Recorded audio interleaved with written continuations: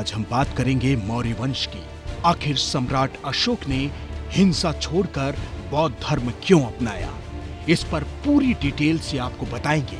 चलिए शुरू करते हैं। दुनिया में मौर्य वंश ने शासन किया, इस बात को कोई झुठला नहीं सकता, क्योंकि इसके सबूत अशोक के शिलालेखों पर मौजूद हैं। आज हमें पता है कि सम्राट अशोक साम्राज्य भारतीय महाद्वीप में कहां तक फैला था। हम ये भी जानते हैं कि अशोक की शासन नीतियां क्या थी, मगर एक बात जो हमें नहीं मालूम है वो है आखिर संसार से अशोक के विदा होते ही 5 दशक के अंदर कैसे समूचे मौर्य वंश का सर्वनाश हो गया। अगर इतिहास सबक लेने की चीज है तो हम महान राजवंश के नाश या पतन होने के कारणों को जरूर खोजना चाहेंगे। इससे ये सबक मिलेगा कि क्या गलतियां हुई होंगी जिससे इतने विशाल साम्राज्य तक ढह गए। गौर से देखें तो प्राचीन इतिहास में भारत के सबसे बड़े हिस्से पर एक छत्र राज्य यानी अखंड भारत की पहली तस्वीर मौर्य काल में ही दिखाई देती है। आपको मालूम होगा कि इतिहास का सबसे संपन्न राज्यवंश मौर्य वंश का था। चंद्रगुप्त मौर्य ने इस साम्राज्य की नींव रखी थी और सम्राट अशोक ने इसे ऊंचाइयों पर पहुंचा दिया था।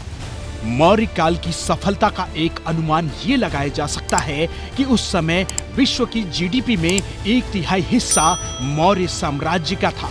इस समय से तुलना करें तो दुनिया के सबसे बेहतर और संपन्न देश अमेरिका की जीडीपी में हिस्सेदारी 24% है, यानी 1/4।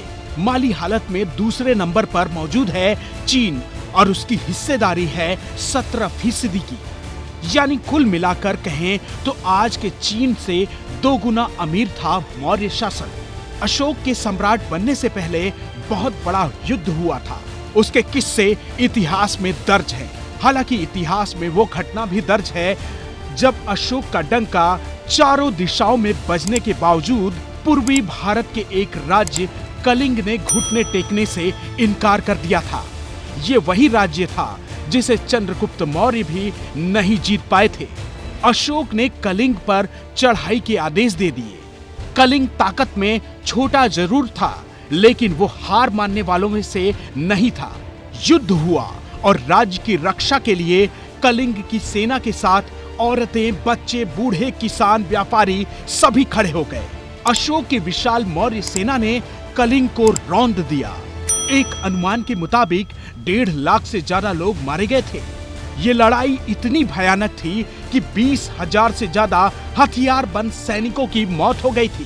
कहते हैं कि इतनी भयानक हिंसा को देखकर अशोक विचलित हो गए थे। इतिहास का ये वही मोड़ है जब युद्ध प्रिय अशोक हिंसा छोड़कर धर्म की शरण में चले गए और बौद्ध धर्म अपना लिया। और हाँ, साइंस से जुड़ी खबरों से अपडेट रहने के लिए चैनल को सब्सक्राइब करना ना भूलें। धन्यवाद।